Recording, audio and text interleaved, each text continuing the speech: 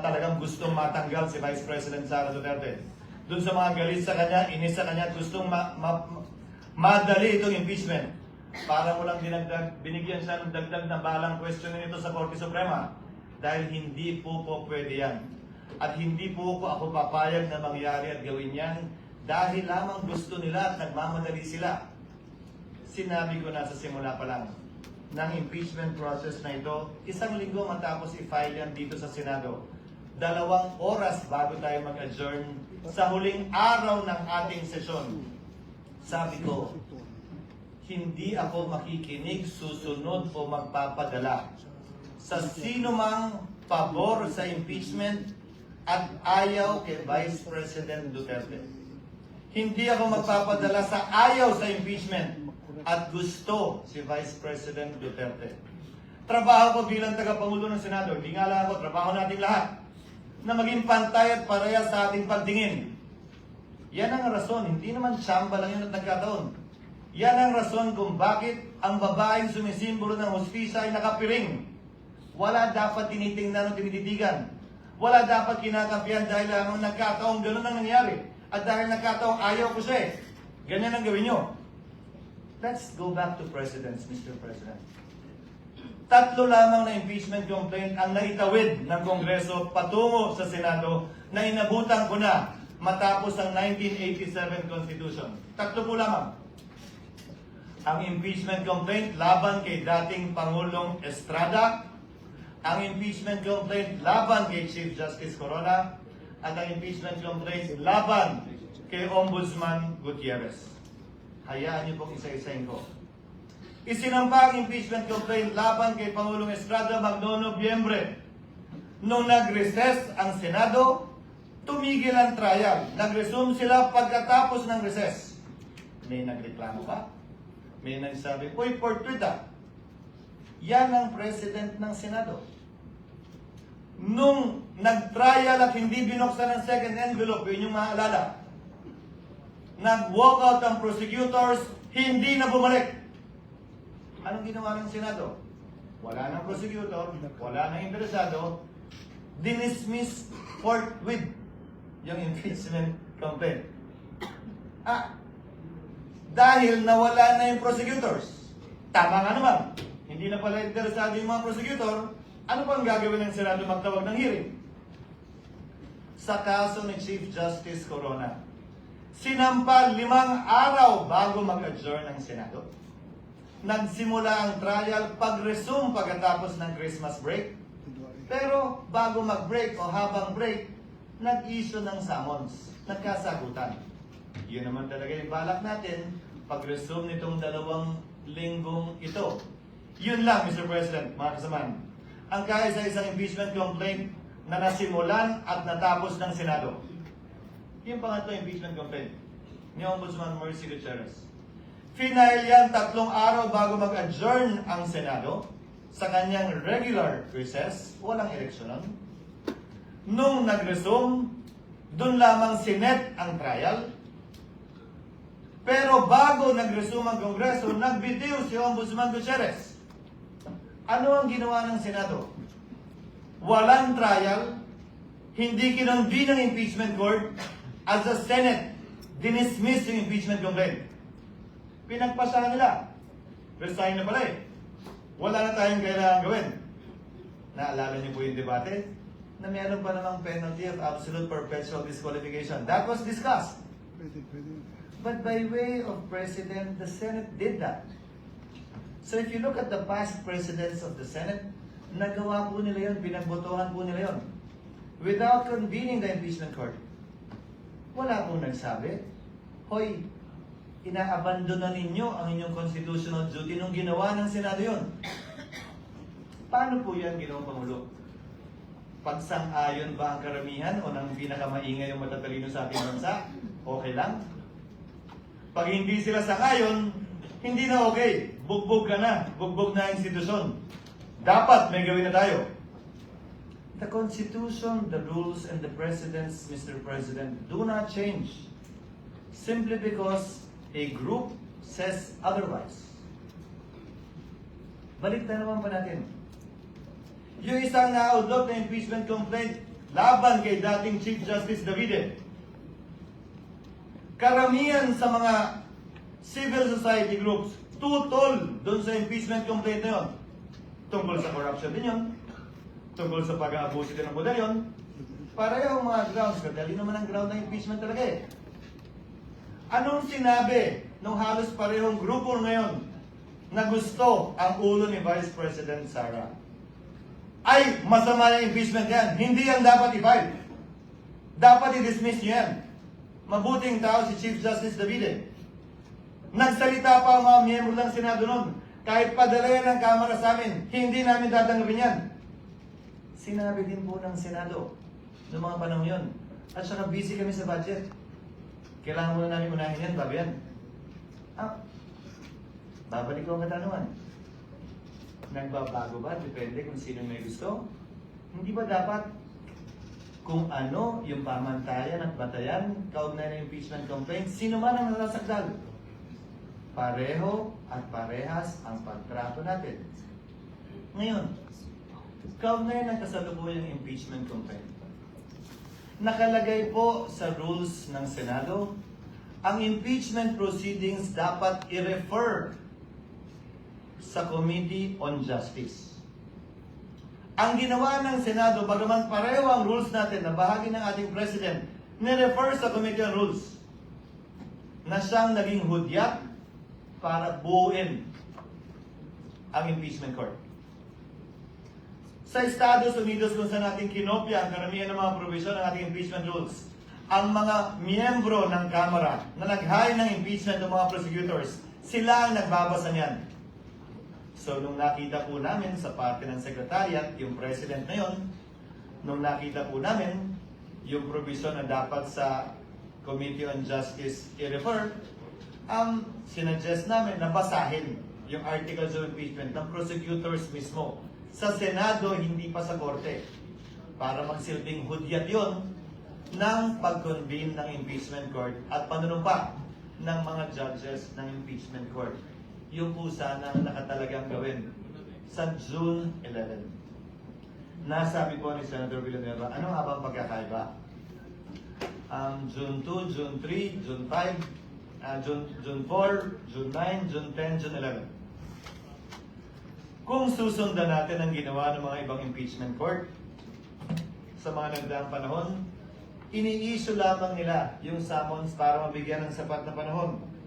Ang nasasakdal na isumite yung kanyang answer dyan sa impeachment complaint.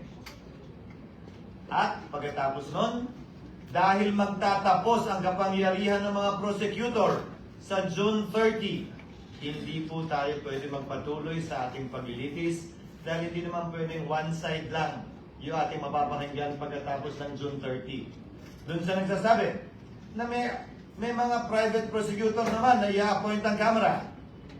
When the principal goes the agent because the authority of the principal ceases by June 30. So, napag-usapan, tatawid ba ito? Tatawid ba ito sa susunod na Kongreso? Kung gaano rin karami siguro ang senador, ganun karami din ang opinion. Kung gaano karami ang abogado, ganun karami din ang magaling nilang basehan kung tatawid nga ba o hindi. My position is that it will. Mr. President, Your Honor, allow me to read a portion of the deliberations of the Constitutional Commission on this matter. Delegate Aquino, because I would proceed, quote, from settled jurisprudence that impeachment proceedings are essentially judicial in nature, such that it follows that when the legislative chamber undertakes these proceedings, it sits as a court of justice. And therefore, it is not bound by the rules of legislative sessions. It cannot adjourn.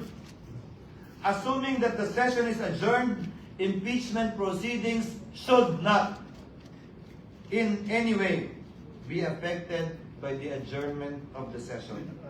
Delegate Romulo. That is not precluded from our proposal. If the Commissioner wants to make it explicit and to suggest amendments to that effect, I suppose I would not object. Our thinking is that If the Commissioner's premise is that it is like a court of justice, maybe an adjournment of the hearing will certainly not preclude it from continuing the proceedings on some other day. In other words, it could not lose jurisdiction just because of adjournment. Add to that, Mr. President, what the minority leader said during earlier sessions we've had. Hindi porket pinalitan yung judge, dismissed agad lahat ng kaso at magsisimula ulit. Ang prinsipyo pa ng batas na nagsasabing anumang sinimulan, dapat lamang tapusin. Plus ang president natin, kaugnay sa SET, na tumatawid yung kaso sa SET, bagaman nagpalit ng Kongreso, bagaman nagpalit ng mga miyembro ng Senado at Maestrado ng Korte Suprema. Now, allow me to state a few more things before I yield the floor. Mr. President, Congress cannot pass an irrepealable law. Very much so that we cannot bind the next Congress. Whatever we decide with respect to this issue, kung tatawid nga ba o hindi, would have to be confirmed, affirmed, or rejected as the case may be by the 20th Congress. Some of us will be part of that.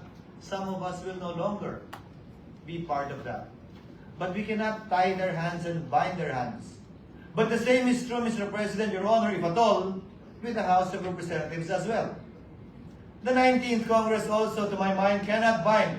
If the 19th Congress Senate cannot bind the 19th Congress, the 20th Congress Senate, then in the same breath, the 19th Congress House cannot bind the 20th Congress House. Certain procedural, to my mind, compliances need to be made in order for this to be done. As a last point, Mr. President, Your Honor, oo nga po at marami nagpapayag na opinion at maraming sinasabi laban sa Senado at higit pa sa sinumang miyembro ng Senado laban sa inyong lingkod. But I consider that as part of the burden of leadership, Mr. President, Your Honor. Bahagi yan ng trabaho bilang tagapangulo ng Senado na balikatin kung anumang pagsubok, anumang pasanin, anumang patutsada na ibabato sa Senado o sa tagapangulo ng Senado kaugnay ng ginagawa o di nito ginagawa. Pero alalahanin din sana ng ating mga kababayan, bagaman karapatan nilang sabihin at magsabi ng kanilang nasa sa loob, tulad ng paggalang na ginagawa natin sa mga nagpapahayag ng kanilang opinion sa labas lamang ng Senado. Para po sa akin, lahat po ito ay welcome at respetado ko dahil sa isang demokrasya, importante ang malayang pagpapahayag ng opinion. Sa isang demokrasya, Ginoong Pangulo, hindi naman pwedeng nagkakasundo tayo sa lahat ng bagay. Sa isang demokrasya, tama lang, okay lang at dapat lang na magkakaiba tayo ng pananaw basta't hindi tayo nagsasakitan, basta't hindi tayo nag-aaway o dumarating sa punto na magkakasakitan. Malaya tayo makakapagdebate pero sa dulo, tulad lamang ng nakarang eleksyon, pagbobotohan po natin ito at ito'y masisettle sa pamamagitan ng botohan. Sino man ang manalo sa botohan, hindi nangangahulugang tama. Sino man ang matalo, hindi nangangahulugang mali. Iyon ang gusto ng nakararami. Gayon din sa mga opinion na inihahayag sa ngayon.